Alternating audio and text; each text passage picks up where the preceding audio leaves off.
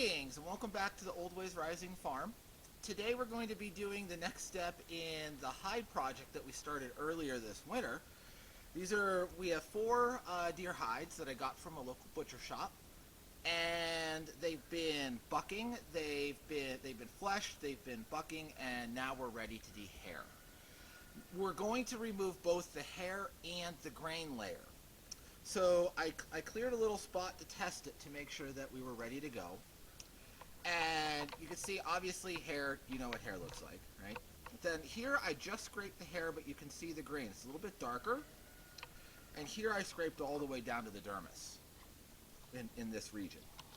So what we're going to do is remove the hair, remove the grain. That's the first step for today. When that's done, we'll flip it over. We'll remove the membrane from the backside and all of this lime paste that we have on there to do the bucking. And then we will let them soak and we will start to de-lime the hide. So we'll talk about all of these things step by step. We'll see how long it takes. I may record everything for one hide, or I may edit this down a little bit. We'll just see how much time it takes. Sometimes scraping this grain can be a slow process. Now, it's coming off pretty easy in my little test strip, so I think we'll be in pretty good shape. If you are doing brain tan, you have to remove the grain, otherwise the oils from the brain or egg yolk or soap or whatever you're using won't penetrate. If you're making vellum, you want to remove the grain. And if you want to make sort of a natural unsplit suede, you want to remove the grain. And then this is perfect. If you were planning to process these into bark tan with a shiny surface, these would be overbucked for that, but they're just what I want for here. This proceeded quite nicely. The only problem I had is, you probably aren't going to see it real well, but there's a few extra holes in it because some rodents got in and chewed some holes, and also when they urinate and defecate, it will rot the hide in those locations. So I lost a few square inches of this hide, but it will still be a good hide overall. There'll still be a lot of useful surface area on it, but I won't get a big, long, intact sheet the way I had hoped. Now, I may still be able to sew those up. We'll see how things go as the process progresses.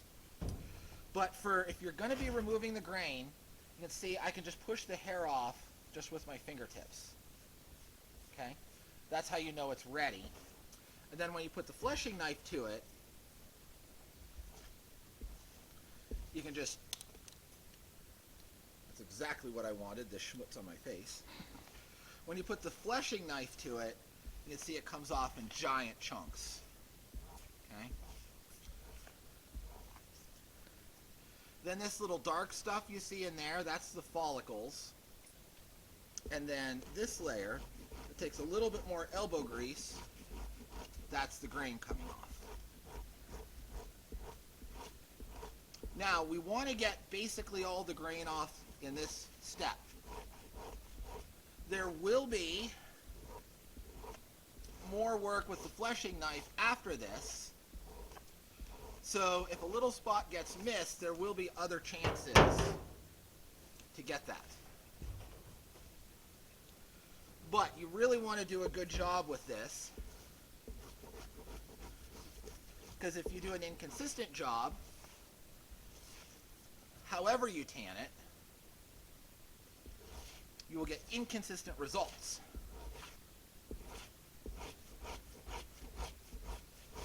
You don't want to do all this work and then have junk leather at the end. Okay?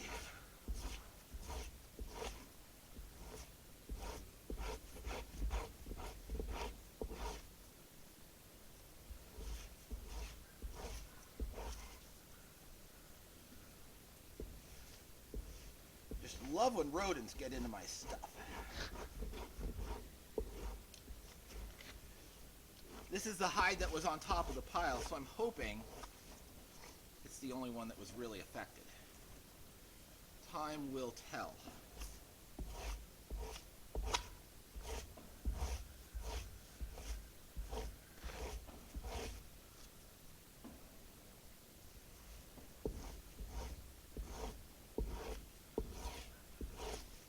just like when we were fleshing, and I'll make sure that there's a link here at the top of the screen to see the earlier video if you just came into this one.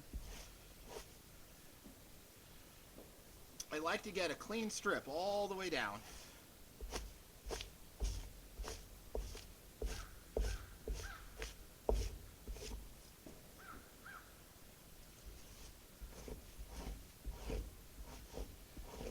And then work from there out to the sides.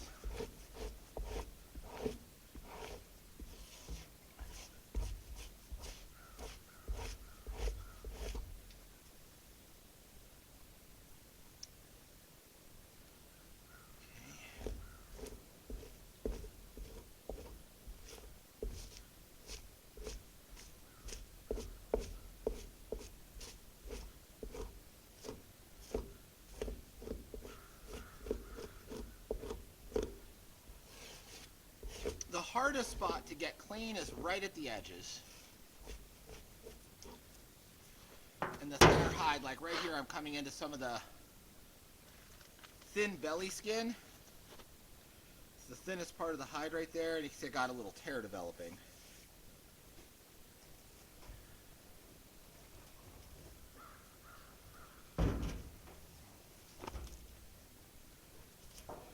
And it's going to stretch and wrinkle and look kind of wonky.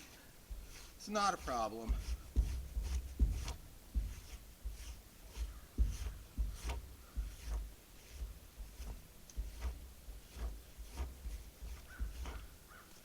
What I do have to watch, this is that chew hole. I need to make sure I don't get too close to it and draw the knife along it, or it'll rip more.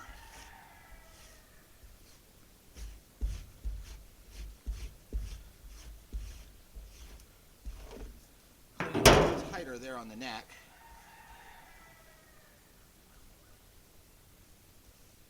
Thicker hide. So the line may not have penetrated quite as well in that spot.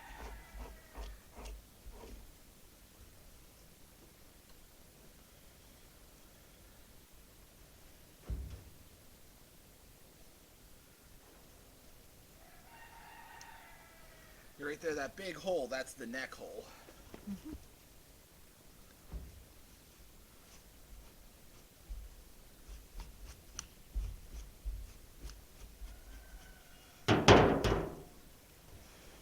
It's best to go with the hair,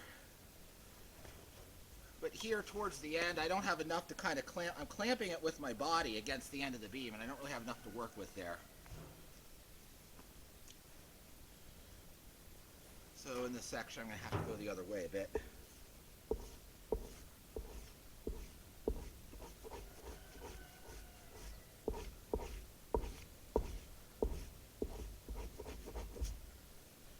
Section just a little thicker and a little drier.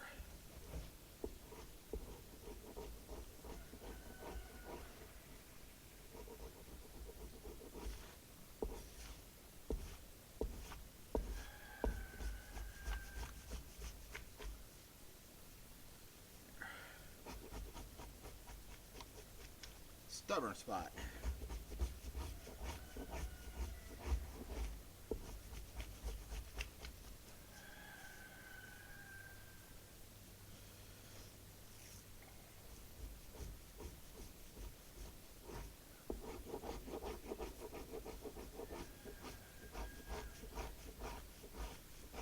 The grain's coming up nice though.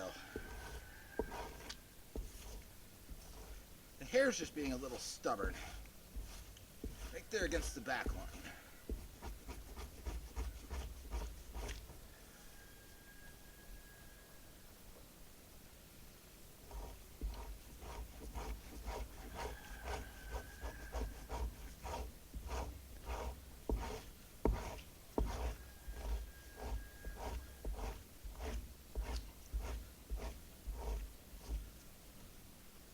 Kind of funny, usually the grain is harder to get up. This spot, the hair's coming off bad, slowly. And once I'm getting under the hair, the grain is being very cooperative.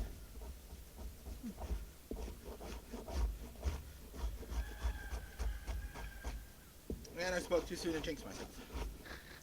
There, it's stuck.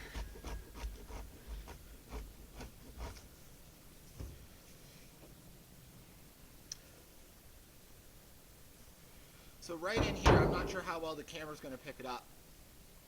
It's looking a little ribbony. In this patch, the grain scraped up really nice. Here it's being really stubborn.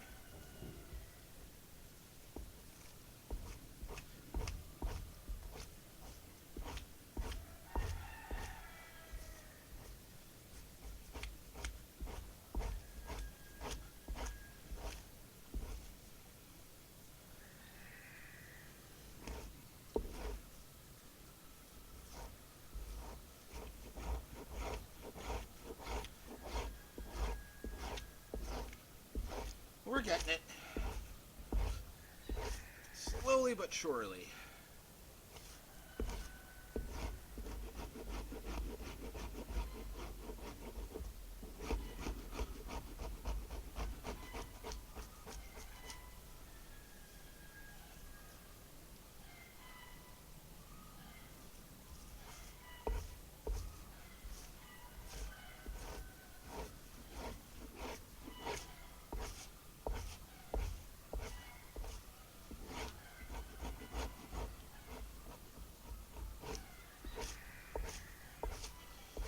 Now some of these spots where it's a little bit dry and kind of resisting me because of that,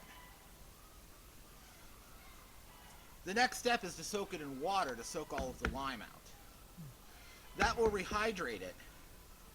And then we'll come back and we'll do another entire round of this scraping process.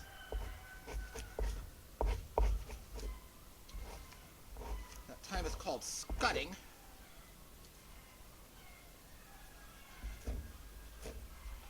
Part of the purpose of that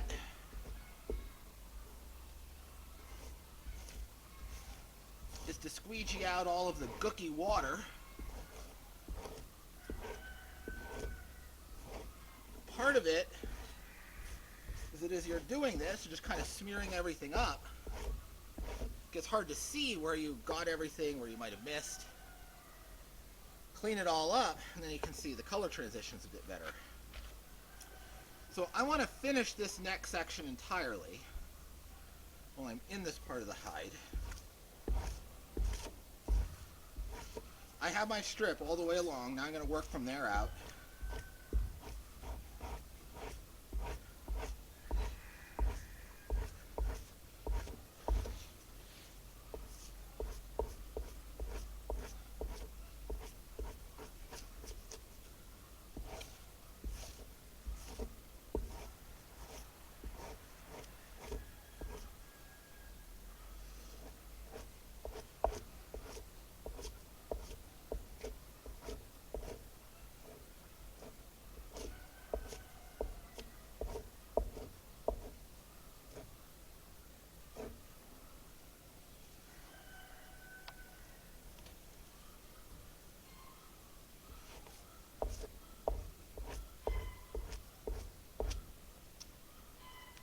Here you can see there, that's the grain coming right off with the hair. That section is real good and ready.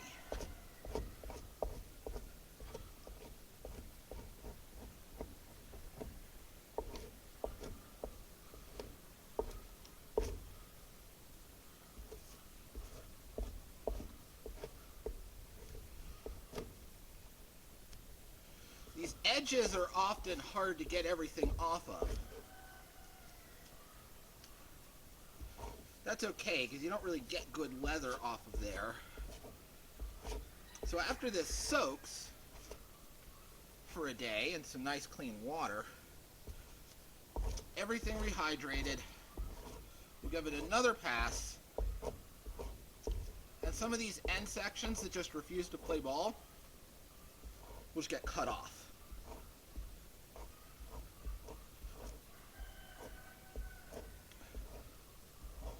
You know, don't be afraid to trim some little bits of this.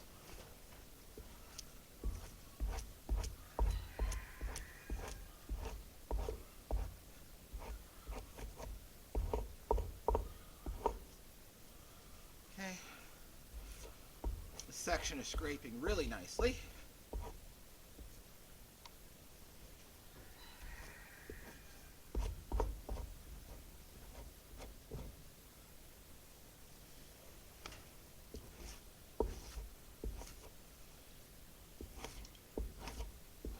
This is one of those processes, one of those projects where there is just simply no substitute for elbow grease and time spent.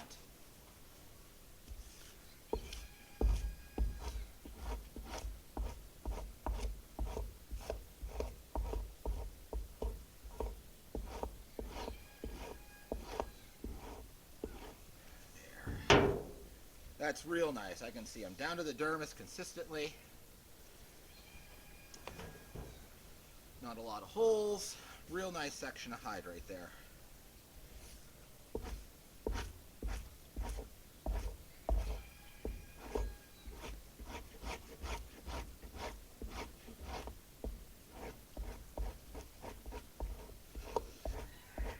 And if something does happen to a little piece of your hide, don't get too discouraged. I mean, yeah, if your goal is to make a one-piece shirt of some sort, that's suboptimal. But you can sew it shut and recover a lot of those sections. And you can just say, well, I guess that hide will be used for smaller pieces. Now this big neck hole, I'm going to come in on it from all four directions, not scrape over it.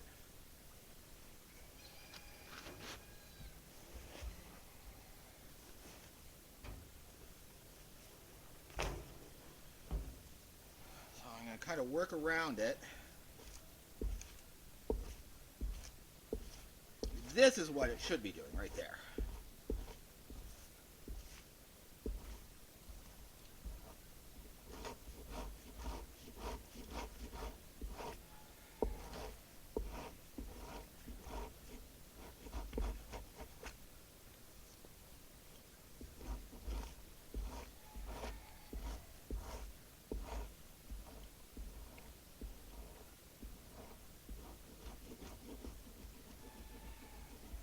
Very careful around this hole.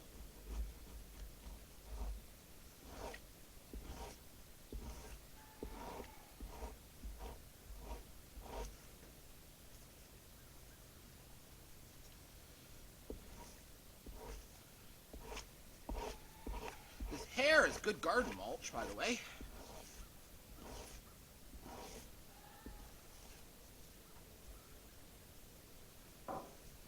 Our rooster's excited about something over there. Probably one of our hens.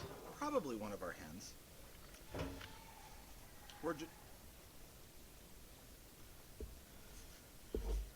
Or picked a fight with one of the other roosters. It's that kind of year. That time of the year. It is that time of the year. And roosters are gonna rooster.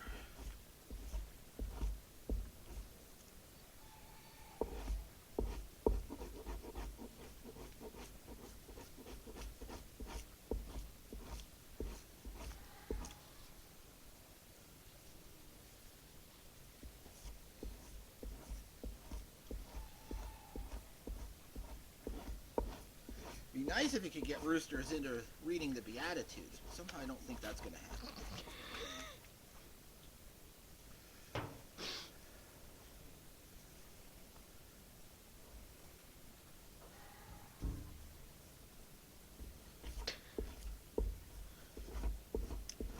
I have severe doubts.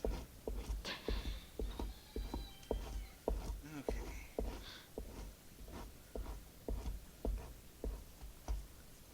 I can see here that I am missing a few little small patches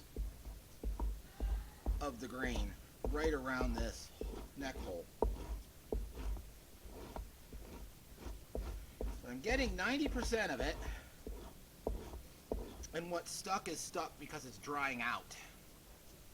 The sun beating on us here, even though it's It's going on 50. It's not a real warm day. I It's mean, it warm. is for time of year. It's warm compared to what we've been getting. Yeah. Considering 2 nights ago it went down to single digits, 50 is quite nice.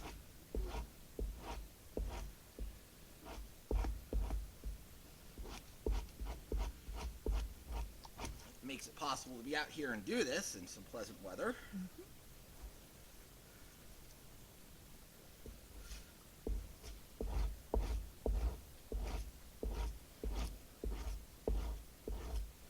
So go give today's nice weather a thumbs up. Mm-hmm.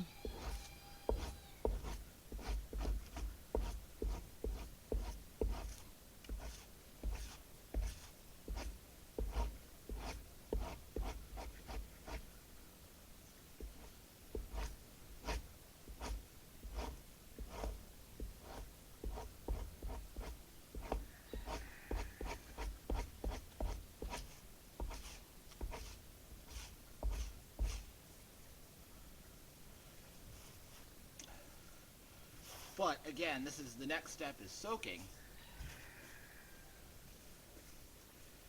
And that will loosen everything up so that those last little bits are easier to get. Okay? So the rest of this, let me stretch this out here. You can see how much we've accomplished. This is a long, slow process. We've got not quite a quarter done. The strip does go all the way down though, so probably about a quarter done. I'm going to turn the camera off now and I'm going to finish removing the hair and the grain, and then we'll turn it back on and I'll show you the membraning stage. Okay, are we on?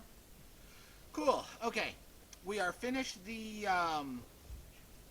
we're finished the dehairing and the graining stage. There's probably another 20 minutes or so off camera after we cut it here, give or take a few. And we have a nice sheet. So we have these 3 holes. We have this one and this one are the bullet entry and exit wounds. That could be a 3rd bullet scar, or it could be a little bit of mouse damage. Sometimes they'll fragment and go in different directions. But those are really the only blemishes on this hide, which is very nice. There are a couple little spots up by the edge where some little shards ripped off, but that doesn't make me sad because most of that won't end up being good leather anyway. And now what we need to do is scrape this membrane off. Most of the line paste is just rubbed off in the process of the dehairing. You can see this fuzz on the back. We want to get rid of that. That's nothing but a barrier to the rest of the tanning materials being able to soak in. And we need to neutralize this hide fully before we dry it. So we want to scrape off as much of the alkali as we can, and we want to get that membrane gone. The good news is that this is very easy. See, it's just a little bit of light pressure. One good pass in each spot, and it comes right off. This is the advantage to bucking with line. It breaks down the fats in this inner layer and really does a superb job of freeing up this membrane for easy scraping.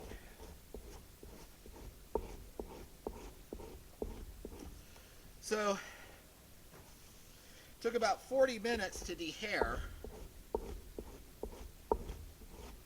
and it will take about 5 or 10 to membrane.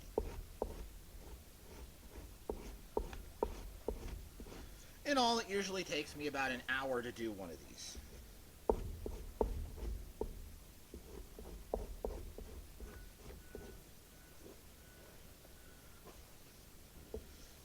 You want to make sure that your wrinkles are straightened out so you don't accidentally cut in and tear stuff.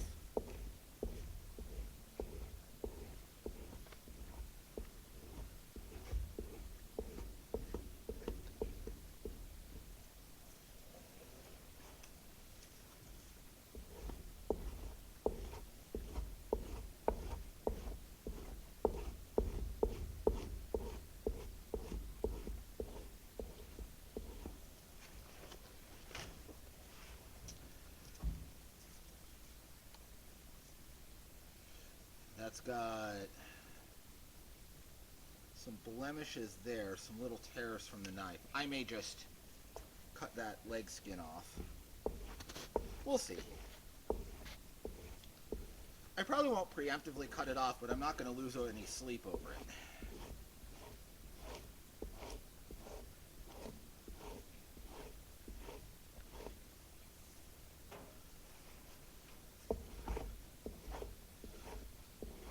Also, once you get all the flesh and all the hot hair off of these things, it's nice and light and easy to handle.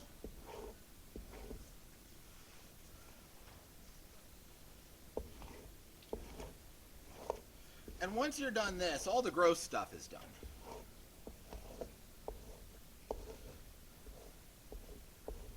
The rest of what we're going to be doing is just washing and final preserving.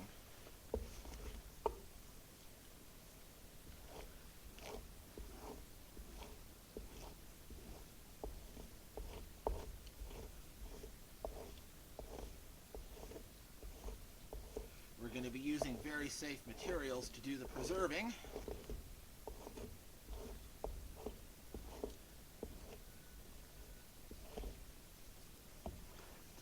Yeah, that's tearing more and more. I'm just going to not worry about that and cut it off.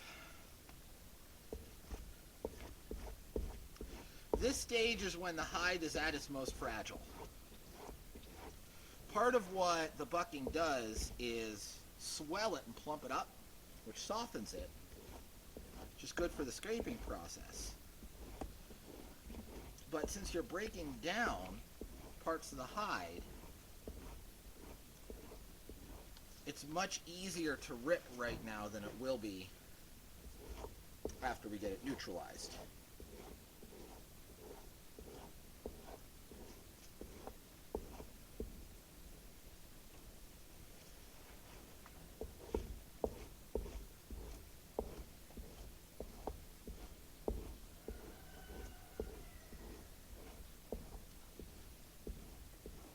We'll talk about the neutralization in the next video.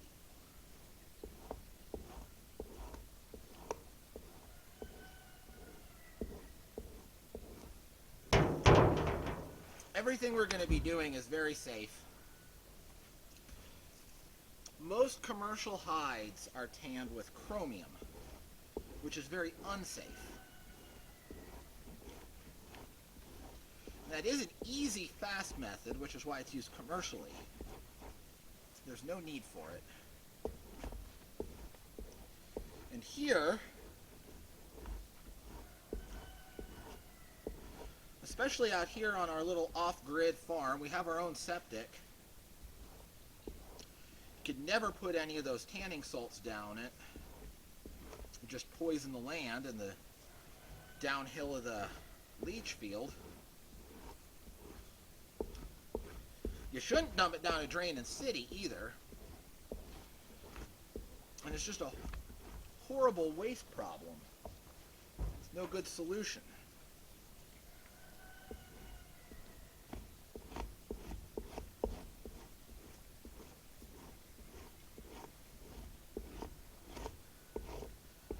Chromium salts are, a lot of them, very strong carcinogens.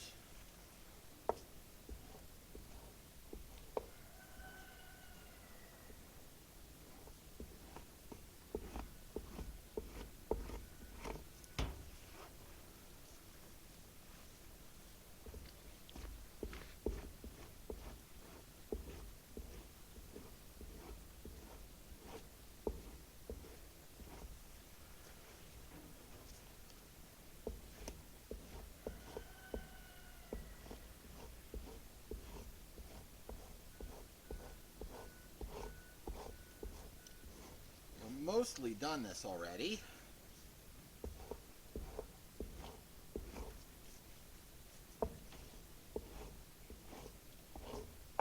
Some of these spots are being a little clingy because it's drying out in the sun. We'll get them tomorrow after its first cleaning soak.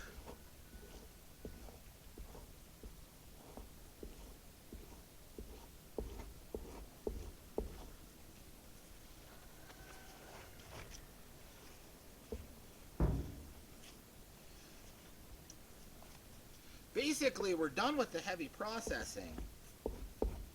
And everything that's going to happen from this point on is doing the laundry, so to speak. Just cleaning it up.